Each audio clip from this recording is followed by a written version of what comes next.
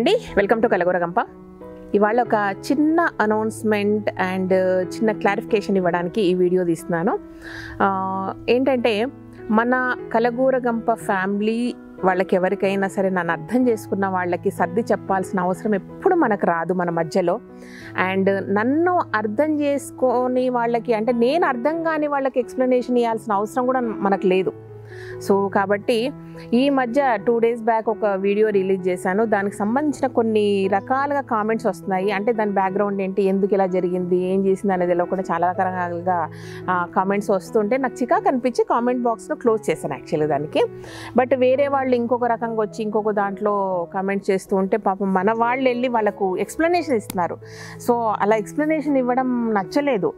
ఒక్కటండి, ఒక విషయంలో కరెక్ట్ చెప్తున్నాను, నా తరఫున, శ్రీదేవి తరఫున మన కలగూర గంప ఫ్యామిలీ మెంబర్స్ ఎవ్వరు కూడా ఎక్స్ప్లెనేషన్ ఇవ్వాల్సిన అవసరం రాదు. అలాంటి సిచ్యుయేషన్ ఎప్పుడు కూడా మీకు కల్పించను. సో ప్లీజ్, మనం చేయని మిస్టేక్, మనకు లేని ఆలోచనకు దయచేసి నా తరఫున మీరు ఎవ్వరికి ఎక్స్ప్లెనేషన్ ఇవ్వాల్సిన అవసరం లేదండి.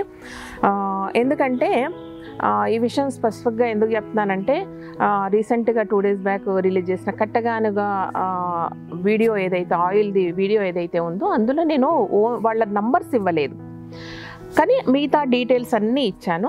సో ఆ నెంబర్ ఇవ్వకపోవడానికి ఒక రీజన్ ఉంది. సో అది చాలామందికి అర్థం అవ్వలేదు. అంటే నేను థంబ్నెయిల్లో రాశాను, ఇంటర్నల్గా చెప్తున్నాను కాబట్టి అర్థమవుతుందేమో అని నేను ఒక పిచ్చిదానిలాగా అనుకున్నాను.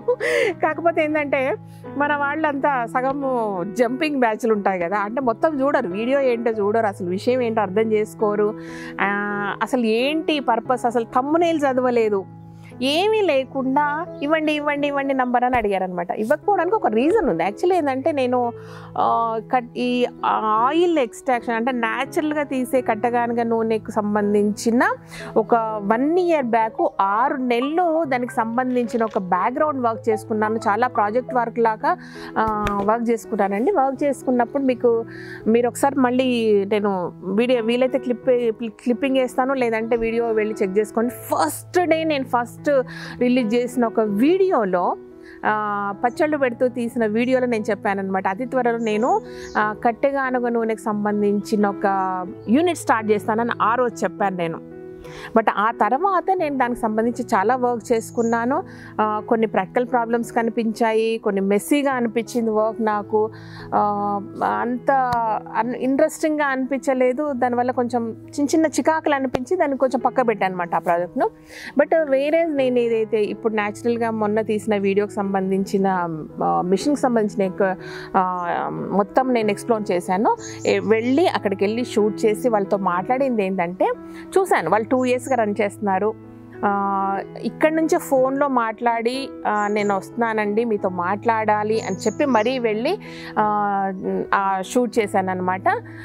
వాళ్ళు 2 yearsగా చేస్తున్నారు, వాళ్ళకు ఒక లిమిటెడ్ ప్రొడక్షన్ ఉంది, దాని ద్వారా అమ్ముకుంటున్నారు, బాగుంది. బట్ నాకేమనిపించిందంటే చాలా పెద్దగా చేసే కెపాసిటీ వాళ్ళకు ఉంది, అంటే చేయగలరు. వాళ్ళని కొంచెం ఎంకరేజ్ చేస్తే వాళ్ళకి సంబంధించిన ప్రొడక్షన్ ఎక్కువ ఉంటుంది, అక్కడ ఇంకొక 10 మంది ఎంప్లాయ్మెంట్ పెరుగుతుంది. సో ఒకసారి ప్రొడక్షన్ ఎక్కువైనప్పుడు వాళ్ళకి మార్కెటింగ్ టఫ్. ఎందుకంటే అక్కడికి వెళ్ళాక తెలిసింది వాళ్ళు మా రిలేటివ్స్ అని, కొంచెం దూరం రిలేటివ్స్ అని అక్కడికి వెళ్ళాక తెలిసింది నాకు. సో అన్నీ చూసాక ఏమనిపించింది అంటే, వాళ్ళకి కొంత మార్కెటింగ్ చుట్టుపక్కల తెలిసిన వాళ్ళు వస్తున్నారు, తీసుకుపోతున్నారు, అంతవరకే పెద్దగా లేదనమాట. సో ప్రొడక్షన్ పెంచేటట్టు వాళ్ళకు కొంత సపోర్ట్ చేసి అక్కడ ఒక 10 మందికి ఎంప్లాయ్మెంట్ ఇచ్చి ఆ ప్రొడక్షన్ ప్రాపర్, ఎందుకంటే టూ హెల్దీ ప్రొడక్షన్, అది టూ హెల్దీ మెటీరియల్ అది. సో దాన్ని తీసుకొచ్చి మనం ఇంకా కొంచెం ప్రాపర్గా దానికి ప్రాపర్ ప్యాకింగ్ అదంతా చేసేసి దాన్ని మంచి వేలో మంచి రూట్లో మార్కెటింగ్ చేస్తే అక్కడ ఒక 10 మంది, దాని మీద డిపెండ్ అయ్యి ఇక్కడ ఒక 5 మంది, ఒక కొంత ఎంప్లాయ్మెంట్ కలిగించవచ్చు అండ్ హెల్దీ ప్రొడక్ట్ను కస్టమర్స్ దాకా రీచ్ చేయొచ్చు అనేది నా థాట్ అనమాట. సో ఇంత ఆలోచన వెనుక ఉండి నేను అక్కడికి వెళ్ళి అవన్నీ చేయడం జరిగింది కాబట్టి వాళ్ళకి చెప్పాను ఇలా చేస్తాను అనేసి. నేను అక్కడి నుంచి అక్కడ మాట్లాడి ఎన్ని రోజులు పర్మిషన్ వస్తుంది, వాళ్ళకి పర్మిషన్ ఉందా లేదా, గవర్నమెంట్ పర్మిషన్ ఉందా లేదా, మనకు కావాలి, నా సీఏకి అక్కడి నుంచే కాల్ చేసి మనకి ఎన్ని రోజుల పర్మిషన్ వస్తుందని చెప్పి వాళ్ళని మిగతా విషయాలు అడిగి వాళ్ళ ప్యాకింగ్ టిన్స్ చెక్ చేసుకొని మళ్ళీ 15 రోజులు ఎప్పుడు వస్తారంటే మళ్ళీ 15 రోజులు 20 రోజులు వస్తానని చెప్పి వచ్చానన్నమాట. సో వీడియో అయితే కొంత ఎలా ఉండిందంటే వీడియో రిలీజ్ చేశాక గబగబా అందరూ అడిగే వరకు కూడా నాకు బుర్ర పనిచేయలేదు. సో చూస్తే అందరు అడుగుతారు అని అనుకోలేదు. ఎందుకంటే నేను థంబ్నెయిల్లో పెట్టాను, మిడిల్ ఆఫ్ ది వీడియోలో ఎక్స్ప్లెయిన్ చేశాను, లాస్ట్లో ఎక్స్ప్లెయిన్ చేశాను, ఫర్దర్గా దీంతో మనము ఒక యూనిట్ స్టార్ట్ చేయబోతున్నాం అనే విషయాన్ని చెప్పాను. అది మాత్రం ఎవ్వరు చూడలేదు. ఎట్లా ఇట్లయితే మీతో ఏగేది నేను మొత్తం చూడకుండానే ప్రశ్నల పరంపర నా మీద వదిలితే నేను ఎట్లా చేయాలి? నేను అది మొత్తం చూడరు, అర్థం చేసుకోరు, ఏదంటే అది కామెంట్ చేస్తారు. సరే మనోళ్ళు అటో ఇటో చేస్తారు, అసలు విషయం తెలియని వాళ్ళు కూడా కామెంట్ చేస్తారు. ఏం చేసి చెప్పు నన్ను? సో ఇట్లుందనమాట విషయము. అయితే దీనికి సంబంధించి ఒక చికాకైన కామెంట్స్ ఏమొచ్చాయంటే నేనేదో వాళ్ళని ఎక్స్ప్లోర్ చేసినట్టు వాళ్ళ దగ్గర ఏదో తీసుకొని సంపాదించినట్టు. ఒకటి గుర్తుపెట్టుకోండి, శ్రీదేవి అటువంటి పనులు చేయదు. శ్రీదేవికి అట్లా ఎవరినో ఎక్స్ప్లోర్ చేసి సంపాదించాల్సిన అవసరం లేదు. ఆ స్టేజ్లో కూడా లేను నేను. ఓకే, నా క్యారెక్టర్ అది కాదు, నా మనస్తత్వం ఇది కాదు. సత్తా ఉంటే ఏనుగు కుంభస్థానాలను కొడతాను కదా, అలాంటి బిజినెస్లు చేస్తాను. ఎప్పుడు డబ్బు సంపాదించాలంటే ఇట్లా చిన్న బిజినెస్లు చేసి రూపాయి సంపాదించాల్సిన ఆ స్టేజ్ దాటిపోయినా ఫస్ట్ ఆఫ్ ఆల్ అదొక విషయము. రెండవది ఏ చిన్న పని చేసినా ఎంతమంది ఎంప్లాయ్మెంట్ ఇవ్వగలనని ఫస్ట్ ఆలోచిస్తా కాబట్టి ఆ వీడియో తీశాను. నిజంగా నాకంటూ నెగటివ్ ఇంటెన్షన్ ఉంటే నేను ఎందుకు వీడియో రిలీజ్ చేస్తాను? మీకు పేరు ఎందుకు చెప్తా, ఆ వీడియో ఎందుకు రిలీజ్ చేస్తా? సో అదేదో జస్ట్ యూనిట్ వరకే చూపించి నేను ఇది చేస్తున్నా, నేను బిజినెస్ చేస్తా అంటే మీరు అయిపోతుందా? కాదు కదా. సో దానికి ఒక ఇంటెన్షన్ ఉంది. నెగటివ్ ఆపాదించకండి. ఓకే, ఎంతమంది మీరు అంతమంది అడిగిన పోయి 120 కిలోమీటర్స్ ఎవ్రీ మంత్ నూనెలు కొనుక్కొచ్చుకుంటారా మీరు అందరూ? మీ ఇంటి దాకా రీచ్ కావాలన్నా చెప్పండి. మీరు ఏది కరెక్ట్ ఏది తప్పు ఇస్తా, ఏం చేస్తారు? రీచ్ అవుతుందా? ఆన్లైన్లో రీచ్ అవుతుందా? హైదరాబాద్కి రీచ్ అవుతుందా? మీ ఇంటికి రీచ్ అవుతుందా? చెప్పండి నాకు. సో అక్కడికి వెళ్ళే ముందు ఇన్ని ఆలోచించి చేసిన పనంతా నేను. ఇది విషయం అన్నమాట.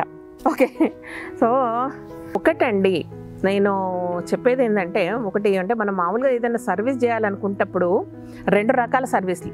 ఒకటి డైరెక్ట్గా వెళ్ళి ఒక మనిషికి సేవ చేయడం, అంటే ఒక ఆర్ఫనేజ్కి వెళ్ళి సేవ చేయడమా, ఒక ఓల్డ్ ఏజ్ హోమ్స్కి సేవ చేయడమా, ఇవి ఉంటుంది. నేను ఆ టైప్ కాదు, నాకు అంత ఓపిక లేదు. కానీ అలాంటివి నడవాలన్నప్పుడు ఒక సోర్స్ కావాలి కదా. ఆ 2వ కేటగిరీ నేను. అంటే నాకు ఆ సోర్స్ జనరేట్ చేసే సత్తా ఉంది, కెపాసిటీ ఉందని నేను నమ్ముతాను.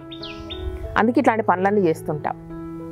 సో ఏదున్నా సరే అంటే ఒకరోజు ఆకలైన మనిషికి ఒక రోజు తిండి పెడతాం, 2వ రోజు తిండి పెడతాము, అయిపోయిందా? లైఫ్ టైం కూర్చోబెట్టి ఎవరికి పెట్టలేం కదా, ఏది చేయలేం కదా. ఏం చేస్తాం అప్పుడు?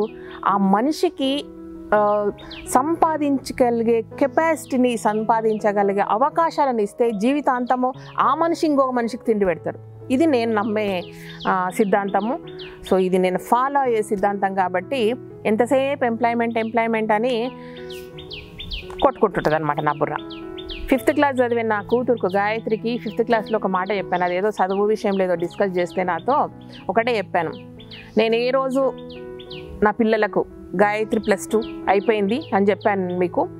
ఏ రోజు +2 అయిపోయే వరకు టిల్ డేట్ నా పిల్లల పక్కన కూర్చొని నేను హోంవర్క్ చేపియలేదు, నా పిల్లల పక్కన కూర్చొని నేను చదివిపియలేదు. బట్ ఎట్లా చదవాలని మాత్రం ఒకసారి చెప్పి వదిలేస్తాం అంతే. రెండవది ఒకటే ఎక్స్ప్లెయిన్ చేశాను. 5th క్లాస్లో కూర్చోబెట్టి నా కూతురుకు చెప్పిన మాట ఏంటంటే, నువ్వు ఏం కావాలనుకుంటున్నావు నువ్వు డిసైడ్ చేసుకో. నువ్వు అటు ఇటు చేసేసి ఏదంటే నాలెడ్జ్ సంపాదించకుండా ఒకరి దగ్గరికి వెళ్ళి ఏదో సర్టిఫికేట్ తెచ్చుకొని ఒక దగ్గరకు పోయి ఉద్యోగం చేస్తావా, లేదు నువ్వు 10 మందికి ఉద్యోగాలు ఇస్తావా? ఇది నా పిల్లలకు నేను చెప్పింది. ఇంతే, ఇదే అన్నీ ఇట్లా ఫాలో అవుతాయి అనమాట. సో కొంచెం టూ ఎమోషనల్ అయిపోతున్నాను, నాకు తెలియదు కానీ ఇదబ్బా. సో ఎంతసేపు ఎంప్లాయ్మెంట్ అంటుంది శ్రీదేవి, ఏదో దేశ సేవ చేస్తుందని అస్సలు అనుకోకండి. ఫ్రీగా అస్సలు సర్వీస్ చెయ్య. ఇప్పుడు ఏదైనా కష్టపడి 10 రూపాయలు సంపాదిస్తే 10 మందిని సంపాదిస్తే 9 రూపాయలు మంచుకొని నేను 1 రూపాయి ఖచ్చితంగా తీసుకుంటా. లేదంటే ఏదో దేశాన్ని ఉద్ధరిస్తున్నట్టు ఎవరికో మెహర్బానీ చేస్తున్నట్టు నాకు బాగా పొగరు ఎక్కువైపోయి నేనే ఒక దేవునిలాగా దేవతలాగా ఫీల్ అయిపోతాను అనమాట. సో మరి నేనే దేవునిలాగా దేవతలాగా అయిపోతే దేవుని ప్లేస్ ఎక్కడ పోవాలి? అందుకే ఏది కూడా అట్లా చెయ్యను. మీరు అబ్జర్వ్ చేసి ఉంటారు, ఇప్పుడు మనము హ్యాంగింగ్ ప్లాంట్స్ అవన్నీ చేసినప్పుడు కూడా ఒక మాట అనుకున్నాం, గుర్తుందా? ఇవన్నీ పెంచుతాను, బాగా చేస్తానండి, ఇవన్నీ కూడా మళ్ళీ మీకే సేల్ చేస్తాను, ఒక సోషల్ కాజ్ కొరకు ఏదైనా చేద్దామనన్నా. అంటే చిన్న పని చేసినా నాకు అట్లా ఆలోచన వస్తుంది, అబ్బా ఏమనుకోవద్దు. సో సరే, ఇంతకేందంటే ఇంత స్టోరీ చెప్పి మళ్ళీ ఎవరైనా అడుగుతారు, ఇంత స్టోరీ చెప్పి మళ్ళీ ఆయిల్ అడ్రస్ ఇవ్వలేదని అంటారు. సో ఈ వీడియోలో ఆయిల్కి సంబంధించిన అడ్రస్, ఫోన్ నంబర్లు ఏమంటే అవి ఇస్తా, ఎంజాయ్ చేయండి. నేను చేసే పని నేను చేస్తాను, మీరు చేసే పని మీరు చేయండి. టు బీ ఫ్రాంక్ ఏంటంటే వాళ్ళకు ఆ వీడియో చూసి ఒక టీవీ ఛానల్ వాళ్ళు కాల్ చేసి వాళ్ళ నంబర్ కూడా అడిగారు నన్ను. సో మళ్ళీ వాళ్ళకి కాల్ చేశాను, వాళ్ళకి ఇవ్వనా అని కూడా కాల్ చేశాను అనమాట. ఇది విషయం అండి. ఏదైనా ఒక ఛానల్కు కొంతమంది సబ్స్క్రైబర్స్ పెరిగాక జనరల్గా ఏమవుతుందంటే కొలాబరేషన్స్ అని వేరే వాళ్ళు వచ్చి మా ప్రోడక్ట్ చెప్పండి, మా చెప్పండి అని వస్తారనమాట. అట్లా బోల్డ్ వచ్చినాయి శ్రీదేవికి, ఇప్పటివరకు చేయలేదు. దానివల్ల కొంచెం యూజ్ కనపడాలి, నాకు మీకో నాకో ఏదో కనపడాలి కదా. నాకు కనపడలేదబ్బా, చేయలేదు. కానీ ఒక్కటి చెప్పనా, అన్ని ఛానల్స్కు కొలాబరేషన్స్ వస్తే శ్రీదేవికి బిజినెస్ ఆపర్చునిటీస్ వచ్చాయి, అది కూడా మన వ్యూయర్స్ త్రూలో. సో కెనడా నుంచి ఒక ఎక్స్పోర్ట్ ఇంపోర్ట్ బిజినెస్లో ఉన్న ఒక ఫ్యామిలీ కాంటాక్ట్ అయ్యారు. నేను ఇంతవరకు ఆన్సర్ ఇవ్వలేదు, సారీ. వాళ్ళు ఏంటంటే నన్ను ఇక్కడి నుంచి కొంత వేరే ఒక డిఫరెంట్ ప్రొడక్ట్స్ అనేది కాదు, మన అగ్రికల్చర్ సంబంధించినవే కొన్ని మిల్లెట్స్, స్పైసెస్ మాకు ఎక్స్పోర్ట్ చేస్తారా కెనడాకి అని అడిగారండి. సో ఏ నమ్మకంతో అడిగారు మీరు చెప్పండి నన్ను. రెండవది యూఎస్ నుంచి ఒక కాల్ ఏంటంటే, ఒక మెసేజ్ ఏంటంటే, మాకు యూఎస్కు రైతుల నుంచి సేకరించి ఫ్లవర్స్ ఫ్రెష్ పంపించగలరా? సో ఏ యూట్యూబర్కు కొలాబరేషన్స్ వస్తాయి కానీ ఇలాంటి బిజినెస్ ఆపర్చునిటీస్ రావు. జస్ట్ మీ నమ్మకం వల్లే నాకు అలా వస్తున్నాయి. సో మా ఛానల్ కాకుండా ఎవరైనా వేరే వాళ్ళు ఇలా నెగటివ్ థాట్స్ ఉన్న వాళ్ళు చూస్తే ప్లీజ్ వినండి. ఇది మా ఛానల్, మేము, ఇది మా ఫ్యామిలీ, కలగూర గంప ఫ్యామిలీ ఇది.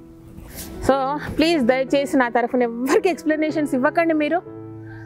నేను మిమ్మల్ని ఒక ఇంటర్వ్యూలో చెప్పానమాట, అంటే నేను కరెక్ట్గా చెప్పానని అనుకుంటున్నాను. ఆ టైంలో మీకు ఏంటంటే ఇన్ని వ్యూవర్షిప్ ఉంది బట్ మీకు సబ్స్క్రైబర్స్ లేరు, అడగండి అని అంటే, కాదండి నేను ఎట్లా అడుగుతా, వాళ్ళకి నచ్చితే కదా సబ్స్క్రైబ్ చేస్తారు, అడగాల్సిన అవసరం ఏముంది అని అన్నాను.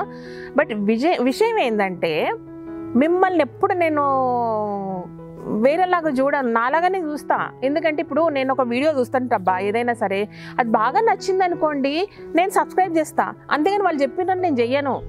సేమ్ మీరు కూడా కదా, మీరు కూడా అంతే కదా, మీరు కూడా నచ్చితేనే సబ్స్క్రైబ్ చేస్తారు, లేదంటే చేయరు. అట్లా నా బుర్ర ఏంది అనేది చూసి మిమ్మల్ని కూడా అంతే ఊహించుకుంటా, కానీ మిమ్మల్ని ఎప్పుడు తక్కువ ఊహించుకోను, ఏం చేయను.